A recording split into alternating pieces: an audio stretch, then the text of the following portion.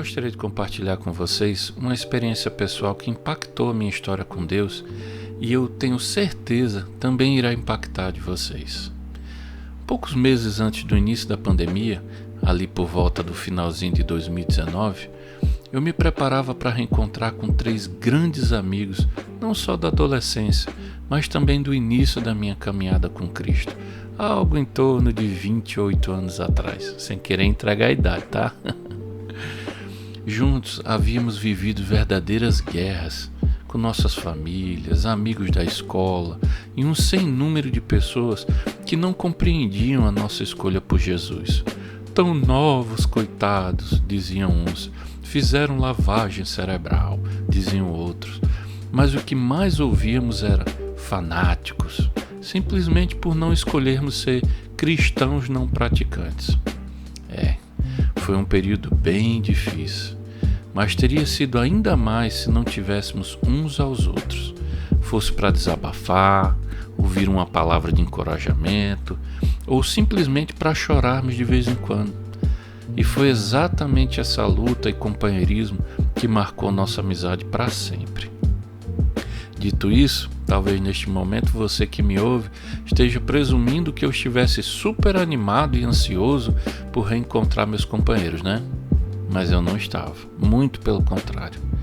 Sim, pois por incrível que pareça, o tempo havia se encarregado de colocar meus amigos e eu em lados completamente opostos, como jamais imaginei que estaríamos.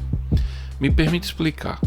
Os 3 haviam se convertido a uma outra religião que não apenas não crê que Jesus seja o Messias prometido, mas que ele não passa de um embuste, como meus amigos faziam questão de dizer na minha frente, sem qualquer cerimônia. Vejam bem, sou capaz de respeitar a diferença religiosa e de ideias, mas não vou ser hipócrita ao negar que me entristeceu vê-los falarem e pensarem assim. Mas como se não bastasse, logo percebi que eles intencionavam também me convencerem de suas crenças, ou a falta delas, acerca de Jesus. Isso ficava muito claro nas mensagens por telefone que trocávamos. Da minha parte, sempre que o assunto surgia, eu me esquivava, jogava uma figurinha e saía pela tangente, mas no encontro cara a cara não ia ter escapatória. Não me entendam mal, não me faltavam argumentos ou mesmo coragem para debater com eles. Eu apenas não queria. Toda aquela história já me havia entristecido o suficiente e eu não precisava entrar em discussão com eles para piorar a situação. Eu só estava afim de rever meus amigos, botar o papo em dia e relembrar nossas histórias. Mas ao mesmo tempo, eu sabia que não adiantava espernear contra a realidade. Se quisesse ver algo diferente, eu teria que me engajar. Só não sabia ainda como. E talvez você que me ouve esteja pensando que uma saraivada de versículos e estudos bíblicos fosse a resposta apropriada para a situação, não é mesmo? E de fato, houve um tempo em que eu teria me preparado tal como um boxeador para uma luta, e acho até que meus amigos contavam com isso. Só que eu não me sentia espiritualmente inclinado a agir assim, e percebi que Deus tinha outro plano, o qual me foi sendo revelado aos poucos, à medida em que o dia do encontro se aproximava. E nesse ponto, me permito acrescentar um detalhe, que só fiquei sabendo depois. Eles estavam tão certos de que iriam me convencer, que chegaram até mesmo a conversar de antemão com o líder religioso deles sobre mim, preparando o terreno para o meu ingresso. Estou dizendo a vocês, foi algo surreal. Pois bem, o grande dia chegou e apesar da tensão palpável no ar, ninguém tocou no assunto de início, pelo contrário. Saímos juntos e por algumas horas maravilhosas o encontro foi tudo aquilo que eu desejava, com risadas, histórias empoeiradas e a mais pura celebração da amizade, nada além. Porém, já no fim da noite, fomos para a casa de um deles e o assunto sobre Jesus veio como uma enxurrada. E mesmo sabendo que isso aconteceria, volto a dizer que foi triste ver meus antigos companheiros de evangelismo agora se empenhando tanto para descredibilizar o Evangelho e a Jesus. e o que havíamos vivido juntos, e os milagres na autoridade do nome de Jesus que presenciamos, onde foi parar na memória deles isso tudo? Era o que eu me perguntava em pensamento, sabe? Vi e ouvia tudo com humildade, pouco caindo na armadilha de combater fogo com fogo, pois em meu coração agora eu já sabia exatamente o que dizer e não tinha nada a ver com uma batalha egocêntrica de intelectos ou argumentos. Foi então que eu disse: vocês me conhecem há bastante tempo, sabem da minha história, das coisas pelas quais passei e que não foram fáceis. Da mesma forma, eu também sei a quem clamei e qual resposta me foi dada.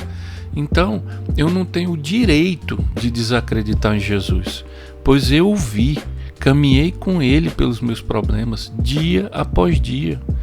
Então, o que vocês estão me dizendo é semelhante a alguém querer me convencer que vocês não existem, que não estiveram comigo nas batalhas, que nunca foram meus amigos, que são pura invencionice da minha cabeça, da minha imaginação, entende?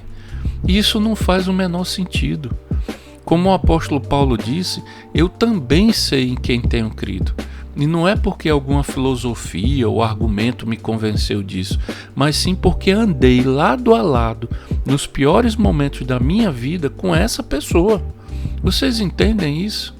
Eu não vou sair dizendo um monte de versículos decorados, nem tentar convencer vocês de nada, pois tudo o que tenho nas mãos é o testemunho da minha própria vida, e não tenho como negar isso. Assim como não tenho como negar que vocês fizeram e fazem parte da minha história, pois sei o que passamos juntos, seria loucura negar.